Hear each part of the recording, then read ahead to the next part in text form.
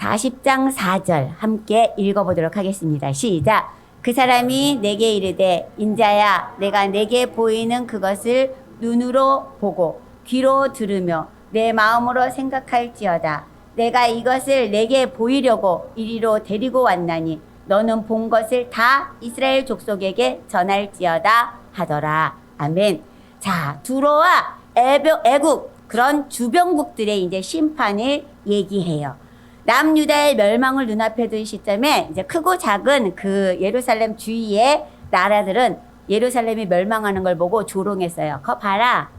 니네가 하나님을 믿는다고 영원히 끝까지 있을 줄 알았지? 아니야 하면서 조롱을 했어요. 그러나 그들 또한 하나님의 심판을 벗어날 수 없었어요. 25장에는 암몬, 모압, 에돔, 블레셋 막 이런 심판이 나와요. 근데 그 심판의 내용이 46장과 50장에서 똑같이 또 반복이 되거든요. 에스겔서에. 그리고 여러분 이 심판의 내용이 에스겔뿐만이 아니고 이사야서에서도 예레미야서에서도 여러분이 그 읽은 모든 그 선지서서에 같이 망할 거야. 예루살렘 주위에 있는 유다 나라, 이스라엘 나라 주위에 있는 그 나라들 망할 거야 라는 그 심판의 내용이 그대로 다 이루어집니다. 근데요, 심판의 내용을 보면서 제가 참 놀라운 것을 발견했어요. 26장부터 28장까지는 두로의 심판을 말하거든요. 근데 보세요. 에스겔서 28장 2절을 봅시다. 시작! 인자야 너는 두로 왕에게 이르기를 주 여호와께서 이같이 말씀하시되 내 마음이 교만하여 말하기를 나는 신이라 내가 하나님의 자리 곧 바다 가운데에 앉아있다 하도다. 내 마음이 하나님의 마음 같은 채 할지라도 너는 사람이요 신이 아니거늘. 저는 이 구절을 딱 읽으면서 요즘 이슈가 되었던 게 뭐예요? 나는 신이다. 그 이단들의 이야기. 그 이단들의 이야기가 여기 그대로 나와 있는 거예요. 두로가 이렇게 했다는 거예요. 우리는 신이야! 이렇게 말했다는 거예요. 나는 두로 왕이 나는 신이야! 바다의 신! 막 이렇게 했다는 거예요. 예루살렘을 조롱하면서.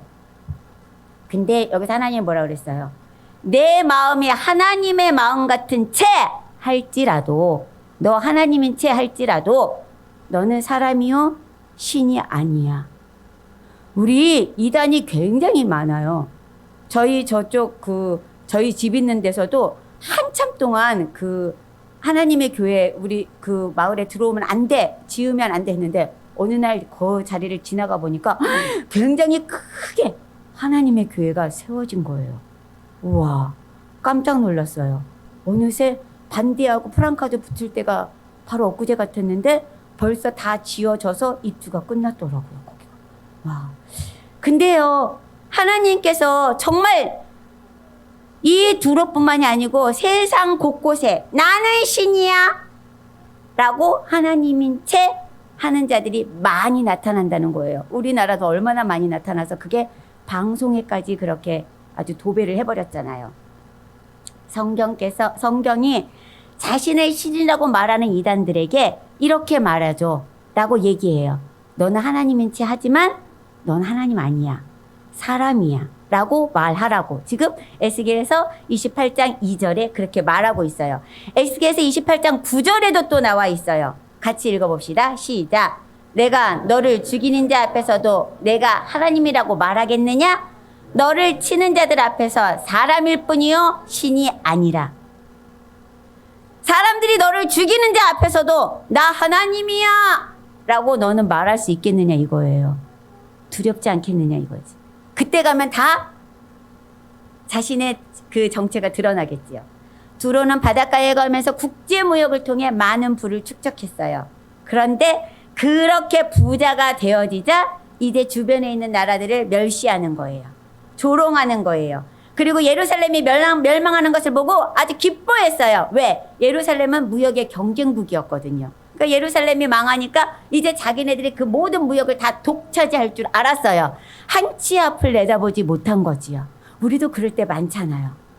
그렇죠? 한 치 앞을 내다보지 못해서 정말로 이 되어지는 이것만을 붙잡고 아주 애타할 때가 너무 많이 있잖아요. 이 두로를 보고 하나님께서는 그렇게 말한 거예요.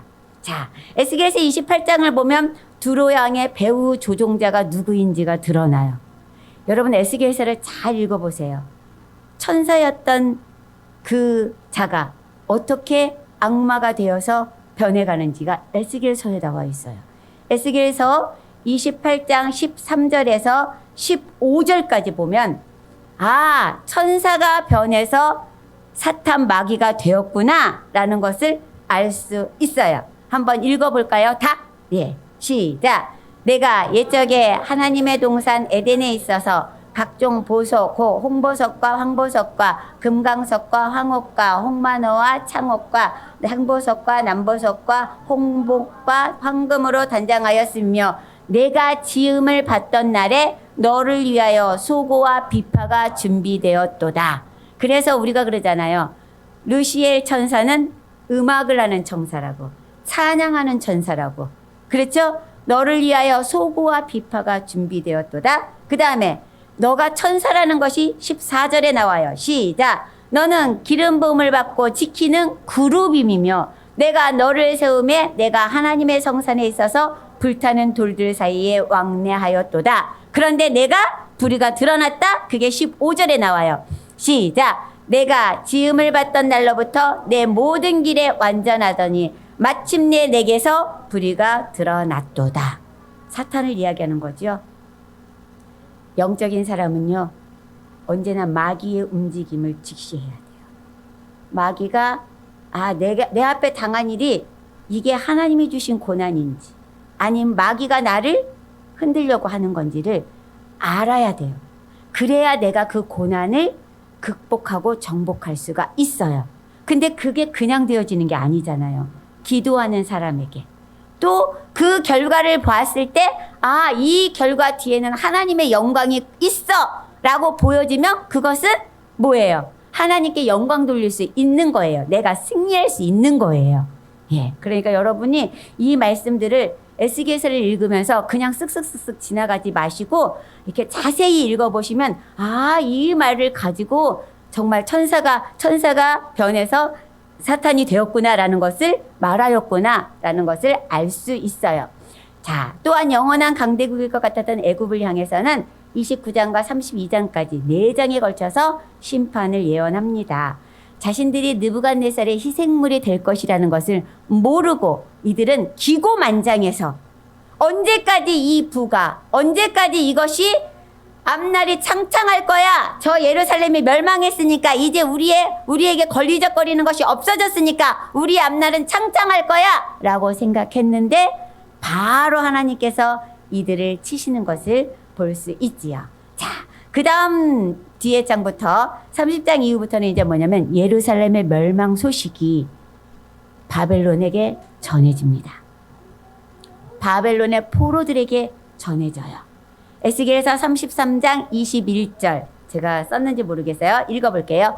우리가 사로잡힌 지 12째 해 10째 달 5째 날에 예루살렘에서부터 도망온 자가 내게 나와 말하기를 그 성이 어떻게 했다? 함락되었다 하였는데 했어요. 이 소식을 듣고 바벨론에 있는 그 포로민들은 다 어찌할꼬 통곡을 했어요. 왜? 곧 돌아갈 것이라고 그들은 소망을 갖고 있었잖아요. 곧 돌아갈 거야. 왜? 거짓 선지자들이 너희 돌아갈 거야. 2년 안에 돌아갈 거야. 막 이렇게 얘기했잖아요. 그런데 멸망했대. 망해버렸대. 다 성벽도 헐어지고 다 피폐해졌대. 라는 소식이 들려온 거예요. 그러니까 포로민들이 어떻게 해요? 와, 한마디로 요즘 말하면 우린 망했다. 이젠 망했구나. 우리가 돌아갈 곳이 없어졌구나 인 거예요. 여러분 예루살렘의 멸망 이야기는 우리가 예레미야에서 봤는데요. 제가 한번 다시 넘고 지나갈게요. 시드기야 왕이었잖아요. 시드기야 왕을 잡아서 그의 아들들을 시드기야가 보는 데서 죽였어요. 그리고는 시드기야 눈을 빼고 놋쇠사슬로 묶어가지고 시드기야를 끌고 갔어요. 이 사람들이 왕을. 그런데 그 전에 예레미야가 계속 뭐라 그랬어요? 왕이여 항복하소서. 항복하면 이런 상황까지는 안 가죠. 항복하면 자기 아들들이 죽지도 않았어요. 시드기야 눈이 빠질 이유도 없어요. 왜냐하면 항복한 나라의 왕은 어떤 그 항복한 그 물질 그런 거만 바라고 그것만 가지고 가지, 그리고 좀 포로들을 끌고 가지 완전히 그 땅을 피폐하게 만들지는 않아요. 그런데 시드기야가 끝까지 항복하지 않으니까 어떻게 해요? 예루살렘이 완전히 불바다가 되고 피폐해지고 모든 사람들은 다 죽임을 당하고 이 상황이 된 거예요. 전쟁사를 보면 한 나라를 점령을 하잖아요. 그러면 그 싸운 군인들을 위해서 3일에서 5일 동안은 그 자기네가 정복한 나라를 다 어떻게 하냐면 그들을 탈취할 수 있도록, 수탈할 수 있도록 그 시간을 준대요. 이 군인들에게 사기를 도두기 위해서. 그러니까 어떻게 했겠어요? 예루살렘 성이 완전히 피폐해진 거예요. 왜 더 피폐해졌냐면 그 예루살렘은 작은 성이에요. 사실 바벨론 나라에서 봤을 때는 유다 나라는 엄청 작은 나라예요. 그런데 그 예루살렘이 공성정이라고 그랬잖아요. 전쟁을 하면 아주 난공불락의 성이라고 그랬잖아요. 거기에서 이 바벨론의 군인들이 몇 개월간을 지체를 하냐면 18개월을 지체를 해요. 1년 6개월을 지체를 하는 거예요. 그러니까 이 군인들이 야, 이 조그만 성 하나가 왜 이렇게 힘들어? 그래가지고 일을 가는 거예요. 이 성 무너뜨리기만 해봐라. 가만 안 놔도. 이렇게 됐겠죠. 그래가지고는 더 어느 나라보다 더 철저하게 보복이 이루어졌대요. 예루살렘은 초토화가 되었고 성벽도 파괴되고 불에 타고 거리에는 시체가 나뒹굴고 아이들은 죽은 어머니의 젖을 빨고 있는데 젖이 아닌 피가 나오고 있고, 그런 모습을 누가 봤냐면 그 본국에 있는 예레미야가 다 보고 있는 겁니다. 그래서 예레미야 애가가 나오는 거예요. 한 사람의 잘못된 판단이 온 백성을, 온 나라를 황폐하게 만들어 버려요. 그래서 우리는요, 나라의 주권자를 위해서 기도해야 돼요. 대통령을 위해서 기도해야 된다는 거예요. 물론 모든 세계, 모든 나라에 움직이는 주권자는 하나님이시지만 하나님께서 세운 그 왕들, 대통령들 기도해야 돼요. 하나님 그들에게 지혜를 주셔서 바른 판단을 하게 하시고 바른 생각을 하게 하시고, 혹 우리나라 대통령이 외국에 순방을 간다. 그러면 주님, 그 순방 가는 그 나라와 모든 협약이 맺어질 때 주님이 기뻐하시는 방법대로 할 수 있도록 도와주세요. 막 기도해야 돼요. 그렇지 아니하면 이런 시드기야처럼 어리석은 행동을 하는 그런 왕이 되고 만다는 거예요. 그럼 어떻게 해요? 결국은 그 모든 것을 당하는 것은 누구예요? 백성들인 거예요. 예루살렘이 이렇게 황폐해지고 예레미야는 하염없이 눈물을 흘리고 있을 때 바벨론에서도 에스겔이 눈물을 흘립니다. 똑같은 내용을 선포했잖아요. 기다려, 너희 항복하고 이제 여기서 정착하여 살아. 예레미야도 똑같이 그런 말을 하고 있었잖아요. 그런데 어떻게 해요? 완전히 멸망했어요. 완전 절망은 하나님께서, 하나님 앞에서는 다시 희망을 보게 한다고 합니다. 하나님의 희망은 뭐였냐면 포로민들이었어요. 다 잡혀갔잖아요. 그러니까 하나님께서요, 여러분, 이따가도 나오겠지만 한 사람 한 사람을 굉장히 중요하게 생각합니다. 지금 한 나라가 망해버리는 가운데서도 하나님이 필요한 사람들은 싹 뽑아서 지금 어디에서? 바벨론에다가 딱 갖다 놨잖아요. 궁중 안에는 다니엘, 백성들 안에는 에스겔 갖다 놨잖아요. 여기에 또 나중에 이제 학계, 스가랴 막 이런 선지자들이 막 나와요. 여러분, 거기다 또 에스라, 느헤미야 다 바벨론 나라에 가요. 가서 뭐 하냐면 잘 돼요, 이 사람들이. 여러분, 하나님을 정말 사랑하고 성령으로 이끌림 받은 사람은요, 하나님이 각 개인을 이 환난과 어려운 가운데서도 쓰신다는 거예요. 그래서 여러분이 기도해야 돼요. 누구를 위해서? 자신을 위해서도 기도해야 되지만 내 자녀들을 위해서 기도해야 되는 거예요. 하나님, 그 제가 맨날 얘기하잖아요. 하나님, 우리 생명의 선율이 일의 언약이는 다니엘처럼 앞으로 어떤 세상이 올지 모르잖아요, 지금. 그러니까 그러한 세상이 온다 할지라도 다니엘처럼, 요셉처럼, 에스겔처럼, 에스더처럼 하나님 앞에 쓰임받게 해주세요. 하나님의 희망도요, 바로 그 포로민이었어요. 하나님이 희망을 갖기 위해서 그 포로민을 딱 띄어서 바벨론에다 딱 옮겨 놓은 거예요. 옮겨 놓은 거. 에스겔서를 보니까 그렇더라고요. 자, 이제 하나님은요, 포로민들을 통해 하나님의 이름을 다시금 거룩하게 하시려는 계획을 세웁니다. 에스겔서 36장에 보면 이런 얘기가 나요. 내 이름을 너희가 더럽힌 그 여러 나라에서 더럽힌 내 이름을 나는 아끼거든. 그래서 내가 더러워진 그 이름을, 내 이름을 다시 거룩하게 할 거야. 누구를 통해서? 너희 포로민들을 통해서. 내 이름을 다시 거룩하게 할 거야. 하나님 그렇게 말씀하셔요. 십계명에 보면 제3계명에 이렇게 얘기했죠? 여호와의 이름을 망령되이 부르지 말라고. 말세가 되면요, 하나님의 이름, 여호와의 이름을 망령되이 부른다는 거예요. 여호와의 이름이 더럽혀진다는 거예요. 지금 우리 기독교인들을 보고요, 세상 사람들이 얼마나 욕합니까? 그게 뭐예요? 여호와의 이름을 더럽게 한 거예요. 예루살렘이 멸망하니까 사람들이 다 그랬어. 뭐? 하나님이 지켜주신다고? 야, 성전도 그렇게 파괴됐잖아.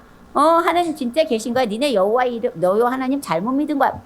막 그렇게 더럽게 만들었어요. 근데 하나님은요, 참으셨어요. 왜? 나에게는 희망이 있어. 저 바벨론에 가 있는 포로민들. 내가 너희를 통해서 나의 거룩한 이름을 다시 세울 거야. 하나님 지금 그렇게 에스겔서에 말씀하고 계세요. 여러분 읽으시면서 꼭 그런 거를 발견. 왜냐하면 에스겔서는요, 묵시 문학이기 때문에 잠깐 딴 생각하면 헷갈려요. 언제 지나갔지? 무슨 내용이지? 여러분 이래요. 그래서 제가 지금 한 장 한 장을 되도록이면 이렇게 여러분에게 설명을 해드리는 거예요. 이런 내용이니까 그렇게 읽으시라고. 이렇게 내 이름을 거룩하게 하겠다라고 나온 내용이 36장입니다. 자, 여러분 그리고 에스겔서 34장에 보면은요, 하나님과 이 포로민들과의 또 새로운 평화의 언약을 맺으시는 게 또 나와요. 하나님은요, 참 언약식을 많이 하시더라고요. 근데 그게 어떻게 나오냐면 에스겔서 34장 24절에 보면 나 여호와는 그들의 하나님이 되고 내 종 다윗은 그들 중에 왕이 되리라. 나 여호와의 말이니라. 이렇게 나와요. 나 여호와는 그들의 하나님이 되고 그들은 내 백성이 되리라. 이게 어디에서 나와요? 출애굽기에 나오잖아요. 근데 여기 에스겔서의 34장에도 이 말씀이 나와요. 그리고 36장 28절에는 뭐예요? 내가 너희 조상들에게 준 땅에서 너희가 거주하면서 내 백성이 되고 나는 너희 하나님이 되리라. 나오잖아요.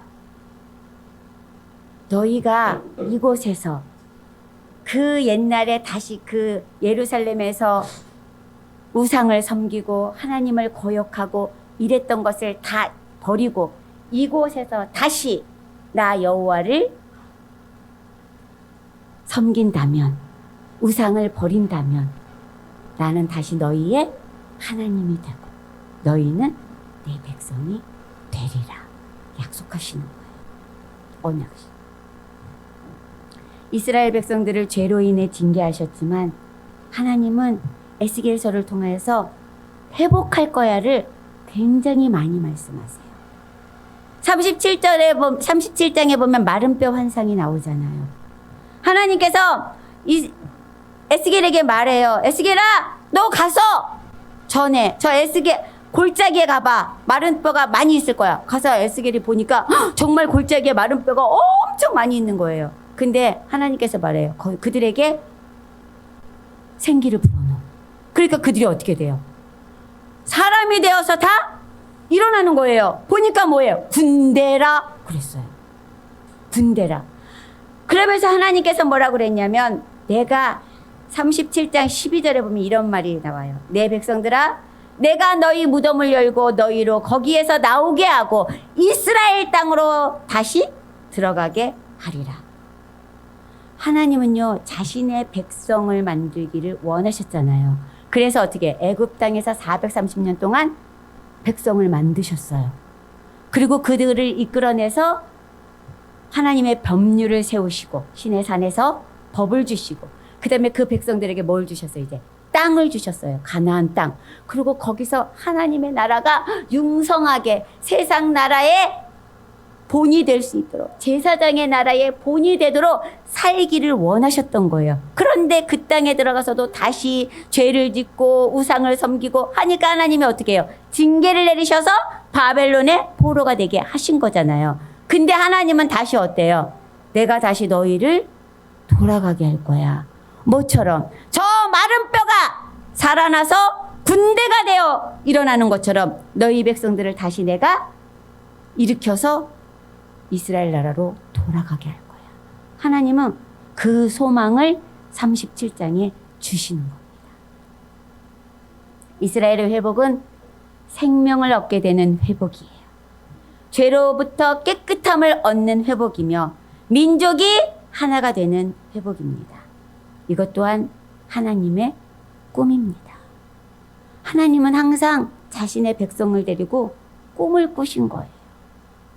그래서 저는 기대해요. 하나님, 이 땅이, 우리나라가, 대한민국이 힘들고 어려워서 정말 저들이요, 하나님을 저주하고 하나님을 모른다 하고 하나님을 욕하고 하나님의 이름을 망령되이 부르고 하나님의 이름을 더럽히고 그런다 할지라도 그 가운데에서 우리나라를 향하신 하나님의 꿈이 분명히 있으십니다. 그래서 그 꿈을 이루어주는 자가 여러분들의 자신이 되고 여러분들의 자녀가 되었으면 좋겠어요. 아멘. 보면요, 주일 예배에는 전혀 관심이 없어요. 예배 드리는 사람들 보면 껍데기만 앉아있는 사람들이 많아요. 그러나 우리는 어떻게 해요? 담대하게 복음을 전하잖아요. 비록 껍데기만 앉아있을지라도 에스겔 골짜기의 마른 뼈들처럼 보인다 할지라도 그들에게 선포하잖아요. 살이 돋고 생기가 그들에게 들어가면 군대가 되는 것을 알기 때문입니다.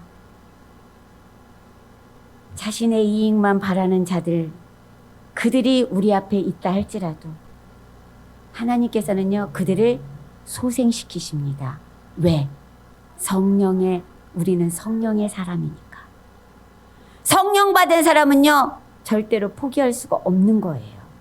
그래서 안타까운 거예요. 하나님, 저들은 아무것도 모르는데, 아무리 말해도 모르는데, 그러면 포기하고 싶어지는데, 다시 한쪽에서, 그래도 나는 꿈을 꾸고 싶어. 하나님은 그러시는 것 같아요. 에스겔은요, 성전이 재건하는 것을 또 보게 되죠. 에스겔은 환상을 많이 봐요. 처음에 8장에서 11장까지 첫 번째 환상을 보잖아요. 성전이 무너지는 거. 그 환상을 8장에서 11장까지 보는 장면이 나와요. 그런데 마지막 장 부분에 가서 하나님께서 또 에스겔을 붕 띄워서 예루살렘 성전으로 데려갑니다. 그때는요, 피폐해진 성전이 아니에요. 느부갓네살에 의해 처참하게 무너진 예루살렘 성전이 아닌 화려하게 재건될 미래의 모습을 보여주십니다. 새 성전의 소망을 주신 것이에요.